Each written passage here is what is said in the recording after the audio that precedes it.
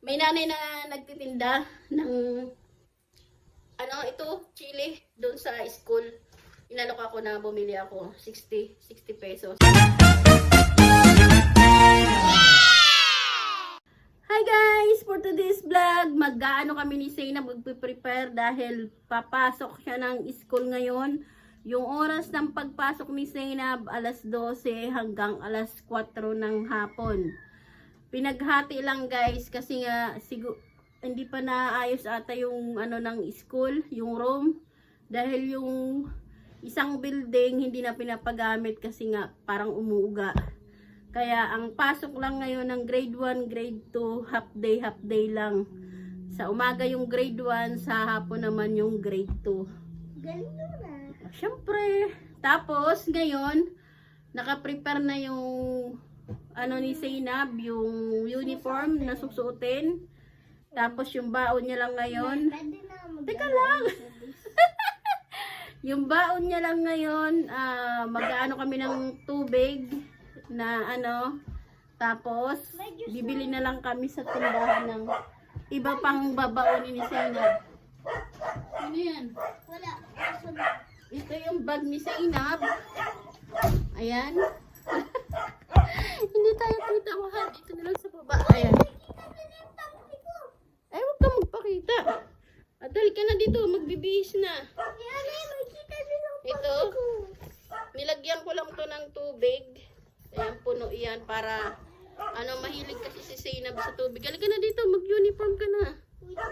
Dito ka. Hindi ka na dito makikita. Dali na. Panty ko. Sige. This is my panty today, guys. Ay! Sabi ko, huwag ka magpakita dyan ka lang sa gilid. Okay lang po, guys. Po kayo. Tapos, hindi ka ito. Ayan kasi tayo. Buksan mo pala muna yung electric fan. Ikaw na. Kainit. Ako ni Jan. Ang init. Ako na, dito na. Dito. Si nanay naman. Talikod ka. Hop. Huwag magkaganon. Ba't yun eh? Parang ako yung yung dako. Tapos guys, pinakita ko sa inyo yung namimili kami ng gamit noon. Yes. Hindi ko na naipakita sa inyo yung pagbili namin ng gamit guys kasi sobrang siksikan sa palengke. Alam niyo naman ang Pilipino. Meron. Pag ano yung last hour na talaga doon namimili. Meron mo nga mo pag Kaya meron mo nga mo pag pupunta ako sa kaya talagang siksikan kami doon. Kaya hininto ko muna yung kahit na nga mo sa kantin namin. Siksikan kami doon eh. Nagpunta Di ka, yung mga inga doon eh. nagpunta ka ng kantin? Oo, nakita namin ang dami mga tao. Siksikan kami tuloy. Kailan kayo nagpunta?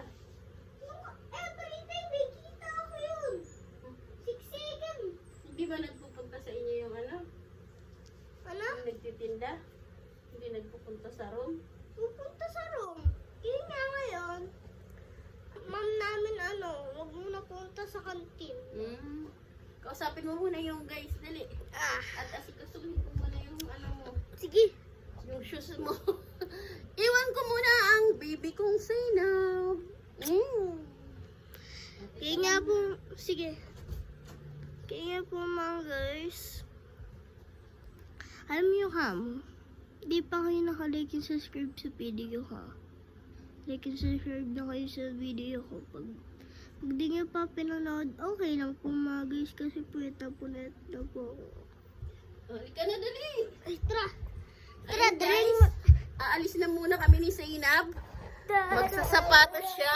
Halika na dito. Dito tayo. May ako na magsarap sa sapatos ko, pwede? Teka lang, patayin muna natin yung pan natin. Tapos yung ano, TV. May silapat ka mo tapos na mag-school. Ay, yung ano pala natin, pambili ng baon mo. Wala pa tayong na ano, makalimutan. Tara na. Tara, hala. Ako na. Yeah. Magsusyos ka pa. Oh, tara. Ang mga tatapon namin mga guys. Tupain mo muna yan. Ay, may ayun na sila ako. Laki, pasok ka na naman dyan, ha? Mga viewers. Dali na. Next time na lang kasi nagmamadali tayo. Bakit mo? Gusto na ata nila makita. Yung. Aso natin. Mama, Daddy, at wala nang silbi. Ako ay may alagang aso. Oh, huli ba? Magiling tapos hanggang 5,000. Uy! La la la la la la la la la la. La la la la la la la la la. Galing, oh. Oh, aalis na muna kami ni Zainab, guys. Bye-bye. Tara na sa school. Hi guys, nandito na ako ngayon sa bahay. So, kahatid ko lang kay Zainab at umuwi na rin ako. Tapos, tinali ko na yung buko dahil sobrang init talaga sa labas. Yung para bang nagpapainin na sinaing yung mararamdaman mo sa balat mo. Ang sakit-sakit sa balat na ano sa, parang bang ano, hindi mo malaman kung ano yung kaya ito pagdating ko kaagad at saka guys, may sabihin nga pala sa inyo, sana itong binigay sa aking mic na to gumana. Kasi nga may nagbigay sa akin na mic doon sa may ano, yung napanood sa video ko na to. Mas maganda daw kasi yung nagsasalita ka na may ano na may mic para daw hindi dinig yung mga maingay, kagaya na lang ng electric fan. Sana guys, gumana dito sa cellphone ko itong ano yung binigay sa akin. Kaya sa nagbigay sa akin ito, maraming salamat. At ano, binigyan mo ako ng ganito. Pangunang ano ko daw. Ang galing doon. So yun nga guys, maikwento ko lang sa inyo yung nangyari kanina. Ano, sakto naman na tahimik yung bahay, hindi rin maingay yung mga manok. Minsan kasi sumasabay sa akin kapag nagaganto ako, nagbablog. Yung mga manok ang ingay. So yun nga guys, kanina medyo mainit yung ulo ko. Paano ba naman yung motor namin? Ano na nga, bulok-bulok na nga, sinira pa yung bubungan. Halata talagang sinira yung ano, yung pinakataas, parang binutas, tapos binungkal na ganyan. Sinira yung ano ba to? Yung bubong ng motor namin. Sira-sira na nga, ano na nga, lumang-luma na nga yung motor namin, lagi pang napagdidiskitahan. Sa dami ng motor na nandyan nakaparada sa may taas namin. Yun pa talaga laging nasisira. Laging sinisira yung, minsan naman yung sinisira yung wiring ng motor namin, kung kailan paalis na, doon naman malalaman sira na pala yung wiring. Dahil lagi namin pinapagawa yon. Tapos minsan naman gasolina yung kinukuha. Sabi ko nga kay Mang Ronnie, okay na yon na binabawasan yung gasolina, basta wag lang sirain kasi nga naabala yung pagpunta sa trabaho, imbis nakakapagtrabaho, hindi nakakapasok dahil nga sira yung motor. Ngayon naman yung bubungan, hindi mo malaman kung ano yung inaano sa amin. Hindi naman kami yung tipong na mag-anak dito na mahilig makipagkapitbahay, mahilig makipagkwentuhan. As in talagang dito lang kami sa bahay, hindi kami lumalabas. Lumalabas man kami ng bahay, maglilinis ng bakuran. Tapos pasok na dito sa loob ng bahay. Hindi namin naranasan na makipagkwentuhan, makipagchismisan, maaga pa lang makipag-anuhan. Wala naman kami mga utang-utang diyan na mangutang kami kung saan. Basta tahimik lang. Laging ganun. Kung sino pa yung lumang-luma na talagang motor, yun lagi ang sinisira. Nakakainis yung ganun, 'di ba guys? Yung pinayagan mo na nga yung okay na kumukuha sila ng gasolina, basta wag lang sisirain. Ayun, sinalbahin na naman yung motor na namin. Kaya yun, sabi ko nga kay Mang Ronnie kanina, okay lang yun, basta makapasok siya. Tatapalan na lang namin ng scotch tape para pag halimbawa umulan, hindi sila mababasa.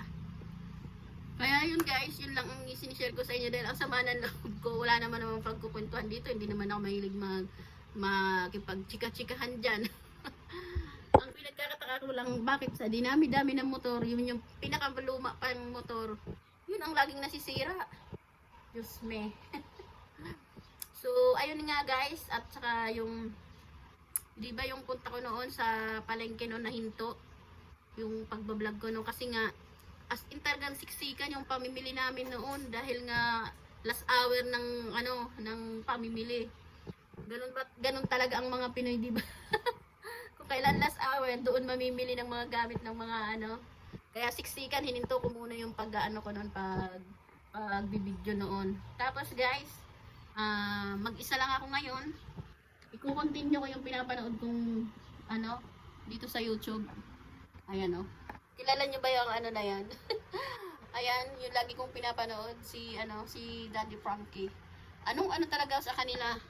Yung tingnan nyo yung guhit, ayun na yung pula. Malapit ko na siya matapos. Sininto ko lang kasi nga naghatid ako kay Zainab. Wala akong pinalagpas na video nila na dumaan dyan sa wall ng YouTube ko dito sa TV. Sa TV ko sila pinapanood eh. Sobrang ganda kasi ng mga ginagawa ni Daddy Frankie sa pagtulong ng mga nangangailangan. Lalo na kay Oliver, di ba? O, di ba? Alam na alam. Walang pinalagpas yan. Kaya lang ngayon guys, kakain muna tayo dahil hindi pa ako nagtanghalian. Si Zainab lang muna yung pinakain ko kanina. Tapos guys, may 100 ako 100 nung nagpunta ako sa school, 'di ba? Hinatid ko si Zainab. May nanay na nagtitinda doon sa sa palengke. Ay, sa palengke ano ba 'yun? Napunta tayo sa palengke. May nanay na nagtitinda ng chili doon sa school.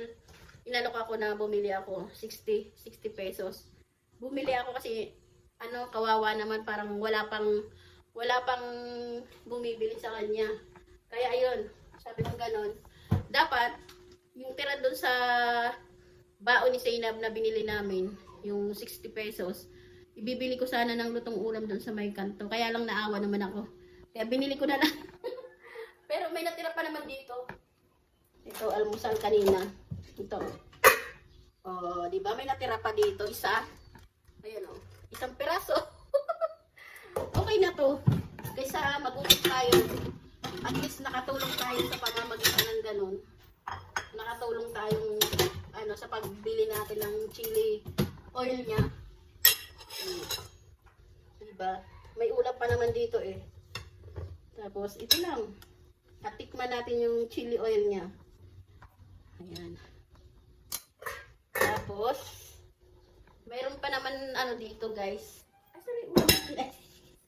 Hindi ko pala nakuha. Ayan. Isang piraso na nga lang, nahirapan pang kunin. Ito.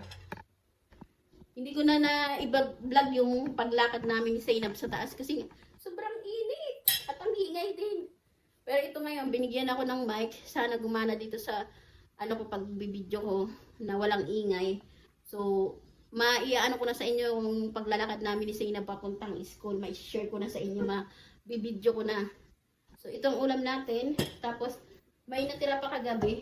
Ito yung ulam namin kagabi. Tinapang, ano ba to?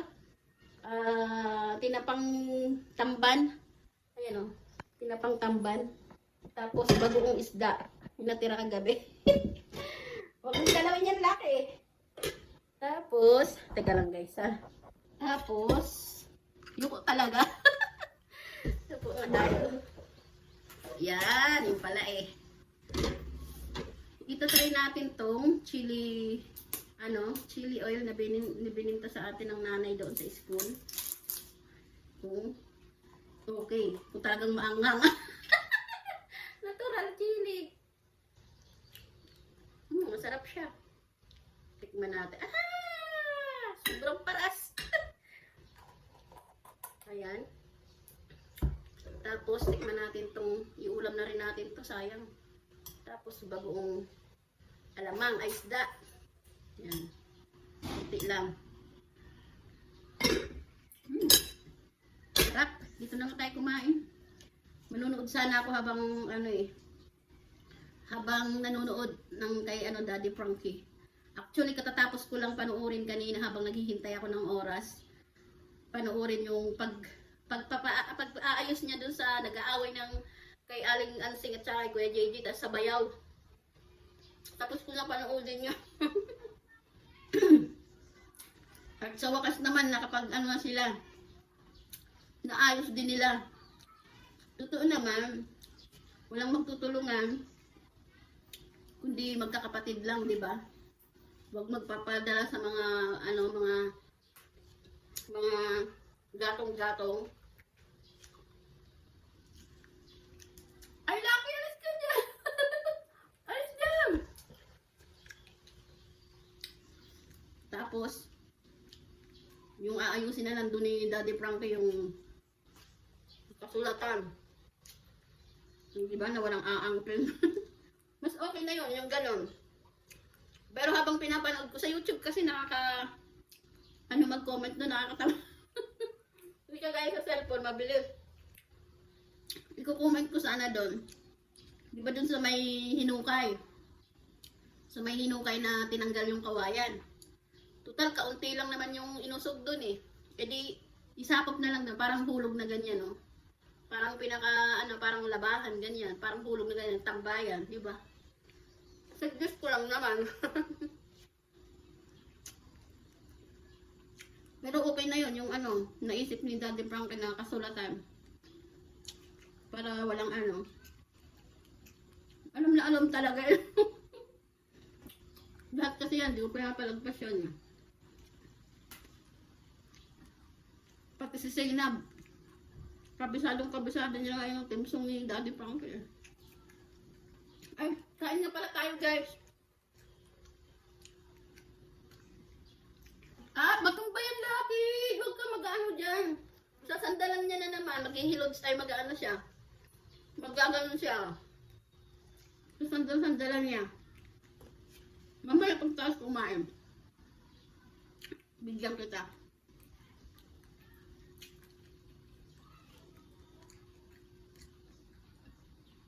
Tapos, masarap yung bagoong. Pagkabi pa itong bagoong. Nilagyan ng kamatis, tsaka kamatis, tsaka sibuyas. Yung si Zainab, magpiprito lang ng itlog, pero ayaw niya ng mamantika. Ang ingay ng aso.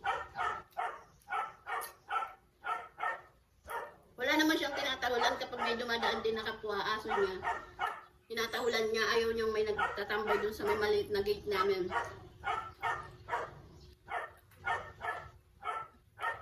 Kasi ang paborito niya rin itong ulam. Magprito lang ng pritong itlog. Lucky! Sabi ka dyan! Magprito lang ng pritong itlog, tapos ito, gaganong-ganon niya sa kamay niya. Ganyan. Igaganyan niya sa kanin niya.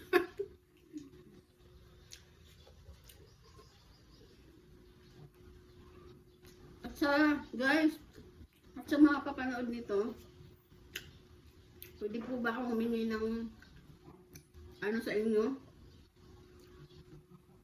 Ng favor sa mga bagong makakapanood? Pwedeng paki-subscribe, tapos comment na rin kung nagustuhan nyo itong video mo, at paki-share na din.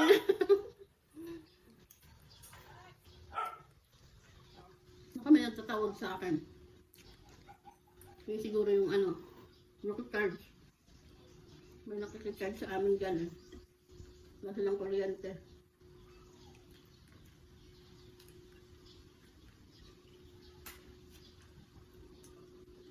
Lagi! Baka laglag mo yan!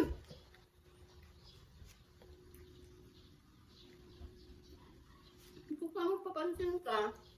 Bigay ko na nga ako. Bilay ko na rin yung ulam ko sa'yo. Hindi ko na sinali yung chili. Baka di niya kainin. Ito na lang kumain. Ganito. Ayusin natin ito. Hindi ka rito. Dito. Ubusin mo yan, ha? Yan ka na. Yan na lang kumain. mainit eh. Tapos itong natira, baka gusto kumain ni Miss Bago. Ito natin.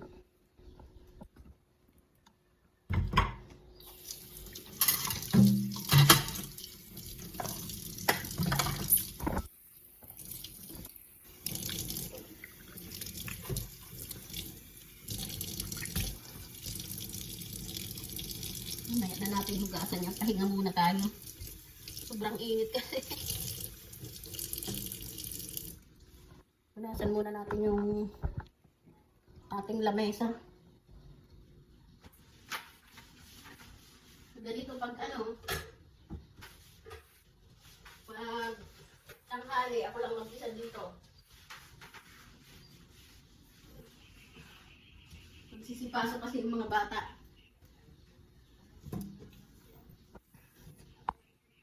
Tapos guys, hala, nakalimutan ko pala yung envelope ni Zainab. Ayan oh. Sa sobrang pagmamadali namin kanina. Yung init pa man din. So, dadalhin ko muna to doon guys, sa taas. At magmamadali ako para maihabol ko tong envelope niya, tong gamit niya doon. So, hanggang dito na lang muna guys. Paki-subscribe at comment. Paki-share na din guys. Para naman dumami tayo dito. At thank you for watching guys. Salamat sa panonood. Bye bye!